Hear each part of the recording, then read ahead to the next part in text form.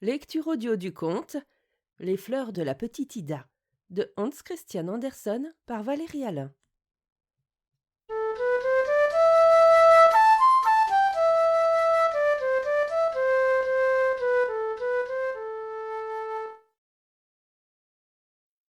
Mes pauvres fleurs sont tout à fait mortes, dit la petite Ida. Elles étaient si jolies hier soir, et maintenant toutes les feuilles pendent, fanées. Pourquoi cela demanda-t-elle à l'étudiant assis sur le sofa. Car elle aimait beaucoup l'étudiant, il savait les histoires les plus délicieuses, et découpait des images si amusantes, des chœurs où l'on voyait des petites dames qui dansaient, des fleurs, et de grands châteaux dont on pouvait ouvrir les portes. Voilà un agréable étudiant. Pourquoi les fleurs ont-elles si mauvaise mine aujourd'hui demanda-t-elle de nouveau, et elle lui montra un bouquet qui était complètement fané. Oui, sais-tu ce qu'elles ont dit l'étudiant. Les fleurs ont été au bal cette nuit, c'est pourquoi elles penchent la tête. Mais les fleurs ne savent pas danser, dit la petite Ida. Si, dit l'étudiant, quand il fait nuit et que les autres dorment, elles dansent joyeusement partout. Elles ont un bal presque toutes les nuits.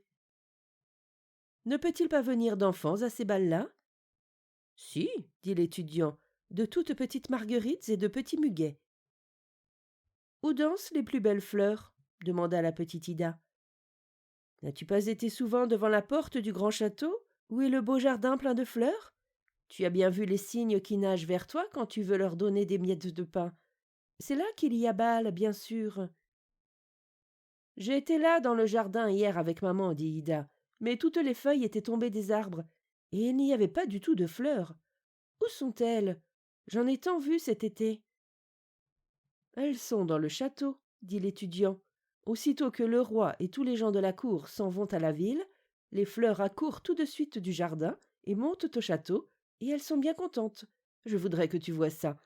Les deux plus belles roses prennent place sur le trône, et elles sont ainsi roi et reine. Toutes les amarantes rouges se tiennent debout autour et s'inclinent. Ce sont les gentilshommes de la chambre. Ensuite viennent les plus jolies fleurs, et il y a grand bal. Les violettes bleues représentent de petits cadets de marine, et dansent avec des hyacinthes et des crocus, qu'ils appellent mademoiselle. Les tulipes et les grands lys rouges sont de vieilles dames. Elles veillent à ce que l'on danse convenablement, et à ce que tout se passe bien. Mais, demanda la petite Ida, n'y a-t-il personne qui gronde les fleurs parce qu'elles dansent dans le château du roi? Il n'y a personne qui sache bien ce qu'il en est, dit l'étudiant. Quelquefois, il est vrai, arrive le vieux gardien du château, la nuit. Il doit tout surveiller, et il a une grosse trousse de clés. Mais aussitôt que les fleurs entendent les clés cliqueter, elles restent bien tranquilles, cachées derrière les grands rideaux, et elles avancent la tête. Je sens qu'il y a des fleurs ici, dit le vieux gardien, mais il ne peut pas les voir. C'est amusant, dit la petite Ida, et elle battit des mains. Mais est-ce que je ne pourrais pas non plus voir les fleurs? Si, dit l'étudiant. Tu n'auras qu'à penser, quand tu retourneras au jardin, à jeter un coup d'œil par la fenêtre, et tu les verras. C'est ce que j'ai fait aujourd'hui. Il y avait un narcisse jaune étendu tout de son long sur le canapé. C'était une dame d'honneur. Les fleurs du jardin botanique, est-ce qu'elles peuvent aussi venir là? Peuvent-elles faire ce long chemin? Oui, bien sûr, dit l'étudiant, car elles peuvent voler quand elles veulent. N'as-tu pas vu les beaux papillons rouges, jaunes et blancs? Ils ont presque l'air de fleurs, et ils ont aussi été des fleurs. Ils ont jailli de la tige, haut en l'air, et ont agité les feuilles, comme si c'étaient de petites ailes. Et ils ont volé. Et comme ils se conduisaient bien, il leur a été permis de voler aussi dans la journée. Ils ne devaient pas revenir sur la tige pour s'y fixer immobile, et alors les feuilles sont devenues de vraies ailes. Ça, tu l'as vu toi-même. Il est d'ailleurs bien possible que les fleurs du jardin botanique n'ont jamais été au jardin du roi, et n'ont pas su que l'on s'y amuse la nuit. Aussi je vais te dire quelque chose, dont tu seras bien étonné. Le professeur de botanique qui habite à côté, tu le connais, n'est-ce pas? Quand tu entreras dans son jardin, tu raconteras à une des fleurs qu'il y a grand bal au château. Celle-là le dira à toutes les autres, et elles s'envoleront. Si alors le professeur sort dans son jardin, il n'y aura plus une seule fleur, et il ne comprendra pas ce qu'elles sont devenues. Mais comment la fleur peut-elle la raconter aux autres? Les fleurs ne savent pas parler? Non, elles ne savent pas, répondit l'étudiant, mais elles font de la pantomime. N'as-tu pas vu quand le vent souffle un peu, comme les fleurs font signe de tête et agitent toutes leurs feuilles vertes? C'est aussi clair que si elles parlaient. Est-ce que le professeur comprend la pantomime? Demanda Ida. Oui, bien sûr. Un matin, il est descendu dans son jardin, et il a vu une grande ortie qui faisait de la pantomime avec ses feuilles à un charmant œillet rouge. Il disait: Tu es jolie et je t'aime. Mais le professeur n'aime pas ça du tout, et donna aussitôt une tape sur les feuilles de l'ortie, car ce sont ses doigts, mais ça le démangea, et depuis ce temps-là, il ne touche jamais à une ortie. C'est amusant, dit la petite Ida, et elle rit.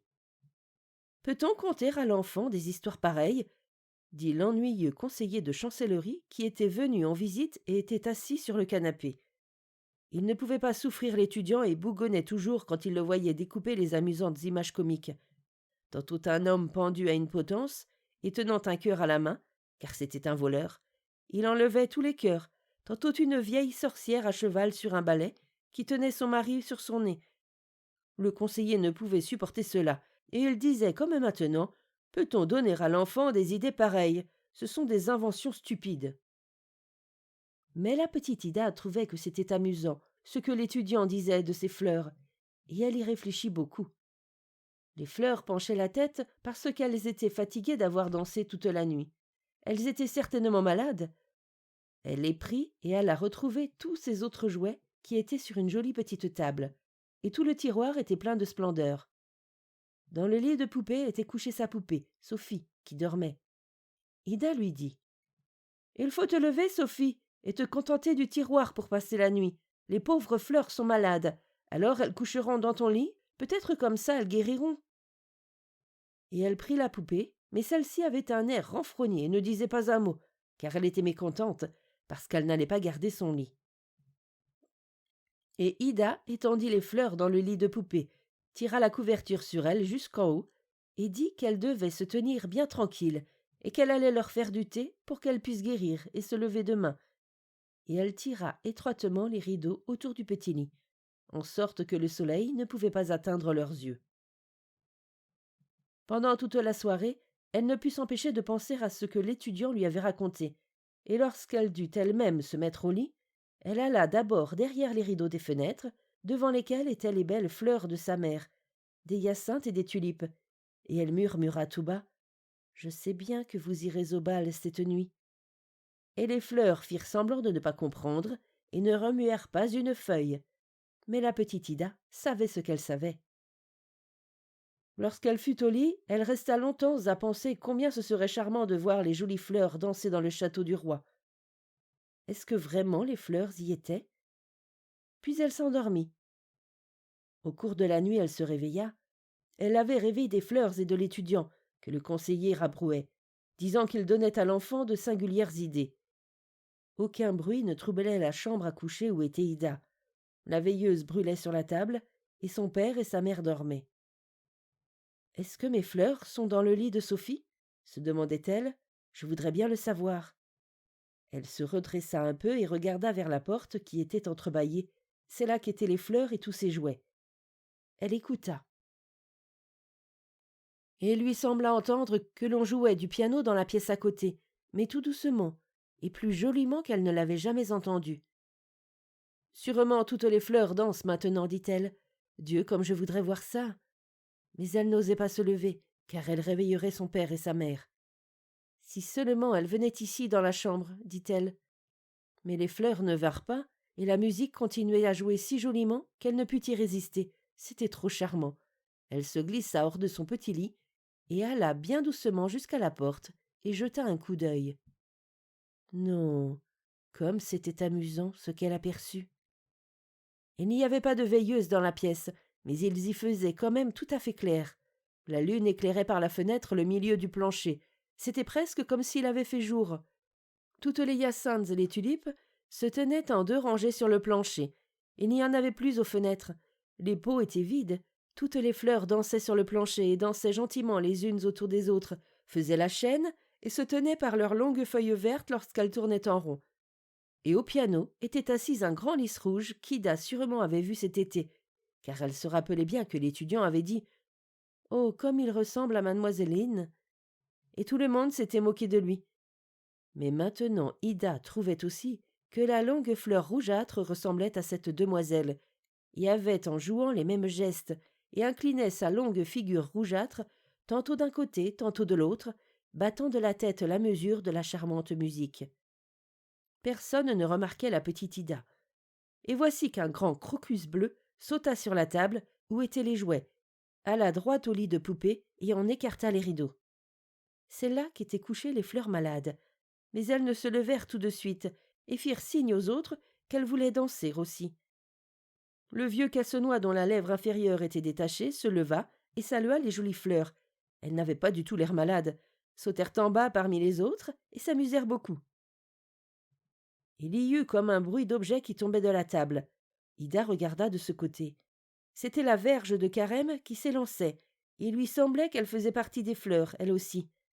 Elle était d'ailleurs aussi très gentille, et dans le haut se trouvait une petite poupée de cire qui avait sur la tête un large chapeau semblable à celui que portait le conseiller. La verge de Carême sautilla sur ses 3 jambes de bois rouges au milieu des fleurs et tapa des pieds très fort, car elle dansait la mazurka.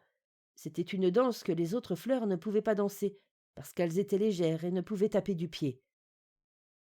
La poupée de cire de la verge de Carême devint soudain grande et longue, tourna au-dessus des fleurs en papier et dit à voix haute « Peut-on donner à l'enfant des idées pareilles? Ce sont des inventions stupides. » Et alors la poupée de cire ressembla tout à fait au conseiller, avec son grand chapeau. Elle eut l'air aussi jaune et renfrognée. Mais les feuilles en papier lui donnèrent des coups sur ses jambes maigres, et elle se raccourcit de nouveau et redevint une toute petite poupée de cire. C'était amusant à voir. La petite Ida ne put s'empêcher de rire. La verge de Carême continuait à danser, et le conseiller dut danser avec elle. Rien n'y faisait, soit qu'il fût grand et long, ou qu'il devint la petite poupée de cire jaune au grand chapeau noir. Mais les autres fleurs la prièrent de cesser, surtout celle qui avait couché dans le lit de poupée. Et elle s'arrêta. Des coups assez forts furent frappés à ce moment dans le tiroir où Sophie, la poupée d'Ida, se trouvait avec beaucoup d'autres jouets. Le casse-noix courut au bord de la table, s'étendit sur le ventre et parvint à tirer un peu le tiroir. Sophie se leva et regarda autour d'elle avec étonnement. « Il y a bal, ici, dit-elle. Pourquoi ne me l'a-t-on pas dit? »« Veux-tu danser avec moi? Dit le casse-noix. Oh oui, tu es un beau danseur, dit-elle, et elle lui tourna le dos. Puis elle s'assit sur le tiroir et se dit qu'une des fleurs viendrait bien l'inviter. Mais aucune ne vint, et elle se mit à tousser. Hum, hum, hum, mais aucune ne venait quand même. Le casse-noix dansait tout seul, et ne dansait pas trop mal. Comme aucune des fleurs ne semblait voir Sophie, elle se laissa tomber du tiroir sur le parquet, ce qui fit beaucoup de bruit. Aussi toutes les fleurs accoururent autour d'elle et lui demandèrent si elle s'était blessée, et toutes furent très gentilles avec elle, surtout celle qui avait couché dans son lit. Mais elle ne s'était pas du tout blessée, et toutes les fleurs d'Ida la remercièrent pour son lit délicieux, lui témoignèrent beaucoup d'affection, la menèrent au milieu du parquet où la lune brillait, et dansèrent avec elle, et toutes les autres fleurs faisaient cercle autour. Alors Sophie fut bien contente, et elle dit qu'elle pouvait conserver son lit, ça lui était tout à fait égal de coucher dans le tiroir. Et les fleurs dirent « Nous te remercions grandement, mais nous ne pouvons pas vivre si longtemps, demain nous serons tout à fait mortes. Mais dis à la petite Ida qu'elle nous enterre dans le jardin, à l'endroit où repose le canari, et nous repousserons en été et serons beaucoup plus belles. » « Non, il ne faut pas mourir, dit Sophie, et elle embrassa les fleurs. À ce moment, la porte de la salle s'ouvrit, et toute une foule de jolies fleurs entra en dansant.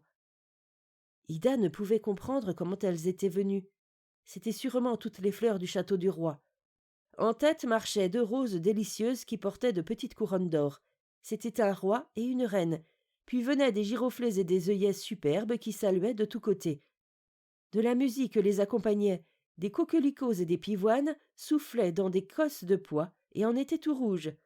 Les campanules bleues et les petites nivéoles blanches sonnaient comme si elles avaient eu des clochettes. C'était une musique amusante. Puis venaient quantité d'autres fleurs, et toutes dansaient, les violettes bleues et les pâquerettes rouges, les marguerites et les muguets. Et toutes les fleurs s'embrassaient. C'était joli à voir. Enfin les fleurs se dirent bonne nuit, et la petite Ida se glissa aussi dans son lit, où elle rêva de tout ce qu'elle avait vu.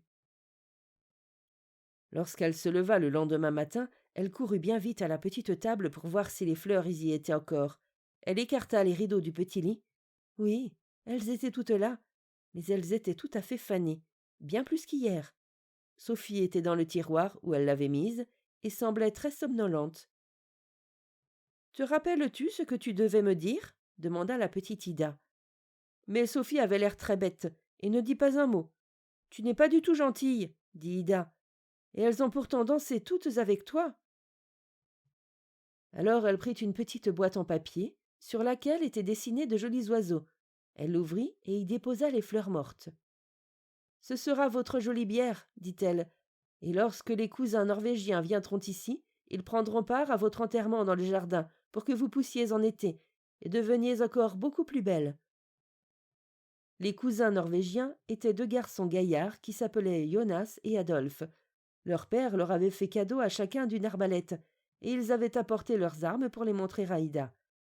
Elle leur raconta l'histoire des fleurs qui étaient mortes, et ils durent les enterrer. Les deux garçons marchaient devant, l'arc sur l'épaule, et la petite Ida derrière avec les fleurs mortes dans la jolie boîte. Une petite tombe fut creusée dans le jardin. Ida embrassa d'abord les fleurs, puis plaça la boîte dans la terre, et Adolphe et Jonas tirèrent avec leur arc par-dessus la tombe, car ils n'avaient pas de fusil ni de canon.